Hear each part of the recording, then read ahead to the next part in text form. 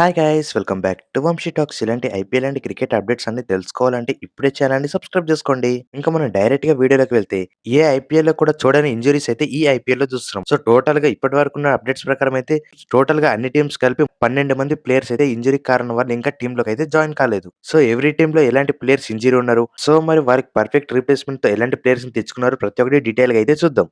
Almost ప్రతి ఒక్క team వాళ్ళ రీప్లేస్మెంట్స్ అయితే అనౌన్స్ చేశారు. ముందుగా కేకేఆర్ టీం గురించి మాట్లాడుకుంటే ఈ సంవత్సరం వాళ్ళు తీసుకున్న ప్రతి ఒక్క బౌలర్ అందరూ injury problems or any issues తో అయితే వాళ్ళ టీం నుంచి దూరం అయ్యారని చెప్పొచ్చు. మెయిన్ గా ఆక్షన్ లో తీసుకున్న main players like Mustafizur, Pathirana, Akash Deep and వాళ్ళ టీంలో ఉన్న హర్షిత్ రాణా, ఇలా వాళ్ళ టీంలో ఉన్న టాప్ బౌలర్స్ అందరూ ఇంజరీ కారణం వల్ల బయటకి అయితే వెళ్ళిపోయారు. మరి ఈ ప్లేయర్స్ కి ఎలాంటి రిప్లేస్మెంట్స్ తెచ్చుకున్నారని చూసుకుంటే ముందుగా మనందరికి ఆల్రెడీ తెలిసింది ముస్తఫిజర్ రెహమాన్ కి రీప్లేస్మెంట్ గా బ్లెస్సింగ్ ముజర్బాన్ అని అయితే తెచ్చుకున్నారని ఆల్రెడీ మనకు తెలుసు. ఇంకా రీసెంట్ గా జరిగిన ఆకాష్ దీప్ ఇంజరీ రీప్లేస్మెంట్ గా అయితే ఇండియన్ ప్లేయర్ అయిన సౌరవ్ డూబెన్ అయితే తెచ్చుకున్నారు. ఇతను ఒక లెఫ్ట్ ఆర్మ్ ఫాస్ట్ బౌలర్. మరి ప్రతి రాణాకి రీప్లేస్మెంట్ గా ఏమైనా తీసుకుంటారంటే అస్సలు ఛాన్స్ లేదని కన్ఫర్మ్ అయితే చేసింది కేకేఆర్ టీం. తనైతే సీజన్ స్టార్ట్ అయ్యే లోపు మాక్సిమం ఫిట్ అవుతాడు అండ్ టీమ్ లో కూడా జాయిన్ అవుతాడు నమ్మకం అయితే పెడుతున్నారు. మేబీ సీజన్ స్టార్ట్ అయిన తర్వాత 2-3 డేస్ తర్వాత తనైతే కేకేఆర్ క్యాంప్ లో చేరే ఛాన్సెస్ మాక్సిమం అయితే ఉన్నాయి. ఇంకా హర్షిత్ రాణా విషయంకి వచ్చిన ఈ ఓవరాల్ ఐపీఎల్ 2026 అయితే తను రూల్ అవుట్ అయిపోయింది మనకు ఆల్రెడీ తెలిసింది. ఇది కేకేఆర్ టీం యొక్క అప్డేట్స్. ఇంకా సిఎస్కే టీం విషయానికి వస్తే మరి సిఎస్కే టీమ్ లో main important player Nathan Ellis ఎలాంటి రీప్లేస్మెంట్ తో వచ్చారని చూసుకుంటే తనకైతే బెస్ట్ రీప్లేస్మెంట్ దొరికిందని చెప్పుకోవచ్చు సిఎస్కే టీం కి. అతనే స్పెన్సర్ జాన్సన్. ఇప్పటి వరకు టోటల్ గా ఐపీఎల్ లో తనకైతే కొంచెం ఎక్స్పీరియన్స్ ఉంది అయితే చెప్పుకోవచ్చు. బట్ అంత ఎక్స్పీరియన్స్ ఉందా, సేమ్ నాథన్ ఎల్లిస్ అంత పర్ఫార్మెన్స్ ఇస్తాడా అంటే డౌటే. మరి చూడాలి తను ఎప్పుడు ప్లేయింగ్ లెవెల్ లో పెడతారు, తన దగ్గర నుంచి ఎలాంటి గేమ్ వస్తుందో మ్యాచ్ స్టార్ట్ అయినాక చూద్దాం. ఇంకా మెయిన్ అండ్ ఇంపార్టెంట్ పాయింట్ విషయానికి వస్తే ఢిల్లీ క్యాపిటల్స్. ఇంకా ఇప్పటి వరకు ఢిల్లీ క్యాపిటల్స్ నుంచి అయితే మిచెల్ స్టార్క్ అయితే ఇంకా రాలే. తనకైతే ఎలాంటి ఇంజరీ లేదు. బట్ ఆస్ట్రేలియన్ క్రికెట్ బోర్డు అయితే తనకైతే ఇంకా ఎన్ఓసి అయితే ఇవ్వలే. మరి తను ఎప్పుడు వస్తాడు అండ్ తను ఎలాంటి ఫిట్నెస్ తో ఉన్నాడని మనకు తెలియాల్సి ఉంది. ఇంకా ఈ విషయం పక్కనెడితే రీసెంట్ గా వాళ్ళ టీమ్ లో ఉన్న బెన్ డకెట్ అయితే ఆల్రెడీ సీజన్ నుంచి రూల్డ్ అవుట్ అయితే అయిపోయాడు.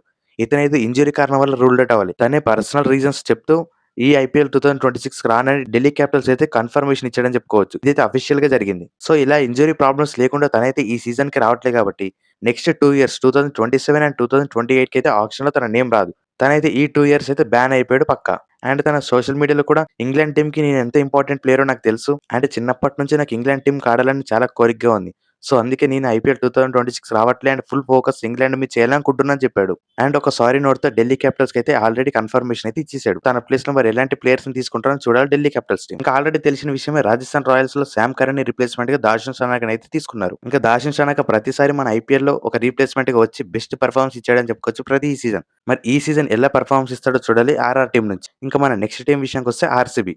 ఆర్సీబీ టీం నుంచి జాస్ హెజల్వుడ్ ఎప్పుడు వస్తాడో ఇంకా క్లారిటీ అయితే రాలే. తన ఇంజరీ మీద ఎలాంటి బిగ్ అప్డేట్స్ అయితే ఇంకా రాలే కానీ ఎస్ దయాల్ గురించి అయితే అఫీషియల్ కన్ఫర్మేషన్ అయితే వచ్చేసింది. మనందరం ఇన్ని రోజులుగా ఎదురు చూస్తున్న ఎస్ దయాల్ ఈ ఐపీఎల్ ఆడతాడా లేదా, ఆడితే ఎప్పుడు వస్తాడో అనేది చాలా డౌట్సే ఉన్నాయి. ఇదైతే ఆర్సీబీ మేనేజ్మెంట్ కన్ఫర్మేషన్ అయితే ఇచ్చేసింది. తనైతే ఈ ఐపీఎల్ 2026 అయితే ఆడట్లే. తన పర్సనల్ రీజన్స్ వల్ల ఈ ఐపీఎల్ 2026 అయితే తను ఆడట్లే అని ఆర్సీబీ టీం అయితే కన్ఫర్మేషన్ అయితే ఇచ్చింది. ఇంకా ఫైనల్ అండ్ ఇంట్రెస్టింగ్ టాపిక్ విషయానికి వస్తే ఎస్ఆర్ఎస్ టీం. ఎస్ఆర్ఎస్ టీంలో ఆల్రెడీ ప్యాట్ కమిన్స్ కి ఇంజరీ అయిన తర్వాత జాక్ ఎడ్వర్డ్స్ కూడా ఇంజరీ కారణంతో రూల్డ్ అవుట్ అయితే అయ్యాడు. మరి అలాంటి ఆల్రౌండర్ ని రీప్లేస్మెంట్ ఎలాంటి ప్లేయర్ తెస్తారని చాలా డౌట్స్ వచ్చాయి. సో దాని గురించి ఎస్ఆర్ఎస్ టీం డీప్ గా ఆలోచించి బెస్ట్ ప్లేయర్ నే తీసుకుందని చెప్పి ఈ ఐపీఎల్ 2026 కి. మెయిన్ గా ఎస్ఆర్ఎస్ టీమ్ లో డెత్ ఓవర్స్ వేసే బౌలర్స్, మిడిల్ ఓవర్స్ వేసే బౌలర్స్, బెస్ట్ స్పిన్నర్స్ వీళ్ళందరూ ఉన్నారు. బట్ ఫస్ట్ 6 ఓవర్స్ లో బెస్ట్ 2 ఓవర్స్ వేసే బౌలర్స్ ఎవరైనా ఉన్నారంటే ఇప్పటి వరకు అయితే పక్కగా డౌటే ఉన్నాం. బట్ ఇలాంటి రీప్లేస్మెంట్స్ తేవడం వల్ల ఎస్ఆర్ఎస్ టీమ్ కి బెస్ట్ బౌలర్ దొరికాడని చెప్పాలి. అతనే డేవిడ్ ప్యానీ. ఇతను ఒక ఎక్స్పీరియన్స్ బౌలర్ అని చెప్పుకోవచ్చు. ఇప్పటి వరకు టోటల్ గా టీ20 కెరియర్ లో మోర్ దాన్ 200+ టీ20 గేమ్స్ అయితే ఆడాడు. ఇంకా ఈ 200 మ్యాచెస్ లో తను టోటల్ గా 300+ వికెట్స్ తీసి తనేంటో ప్రతిసారి ప్రూవ్ చేసుకుంటూ వచ్చాడు ప్రతి సీజన్. అండ్ రీసెంట్ గా జరిగిన బీబీఎల్ లీగ్ లో కూడా తన బెస్ట్ బౌలర్ గా ఉండి అండ్ ఫైనల్ మ్యాచ్ లో కూడా తన బౌలింగ్ తో అదరగొట్టి మ్యాచ్ అయితే ఈజీగా గెలిపించాడని చెప్పొచ్చు. ఇంకా ఆ మ్యాచ్ లో 4 ఓవర్స్ లో 18 రన్స్ ఇచ్చి 3 వికెట్స్ తీసి తన ఎక్స్పీరియన్స్ ఏంటో ప్రతిసారి ప్రూవ్ చేశాడు. మెయిన్ గా తన దగ్గర నుంచి గుడ్ స్లో రన్స్ ఉన్నాయి అండ్ బెస్ట్ ఓపెనింగ్ బౌలర్ వల్ల న్యూ బాల్ తో బెస్ట్ బౌలింగ్ వేయొచ్చు మన ఎస్ఆర్ఎస్ టీమ్ కి. ఇదైతే కరెక్ట్ టైంలో పర్ఫెక్ట్ రీప్లేస్మెంట్ తో వచ్చిందని చెప్పాలి ఎస్ఆర్ఎస్ టీమ్. ఇంకా మనం ముందుగా మాట్లాడుకున్నలాగే ఇషాన్ మలింగ అండ్ కమిండు మెండిస్ అయితే ఆల్రెడీ మన టీమ్ లో జాయిన్ అయిపోయారు. ఇంకా ప్యాట్ కమిన్స్ కూడా మాక్సిమం ఈ రోజు వచ్చి ఐపీఎల్ లో జరుగుతున్న అన్ని టీమ్స్ కెప్టెన్స్ అయితే మీటింగ్ లో పాల్గొంటాడని క్లారిటీ అయితే వచ్చేసింది. ఇంకా ఫస్ట్ మ్యాచ్ కోసం ఎస్ఆర్ఎస్ టీమ్ ఆల్ సెట్ అని చెప్పొచ్చు. మరి ఫస్ట్ మ్యాచ్ లో ఎస్ఆర్ఎస్ టీమ్ ఎలాంటి ప్లేయింగ్ లెవెన్ తో వస్తే బెటర్ అనుకుంటున్నారో కింద కామెంట్ చేయండి.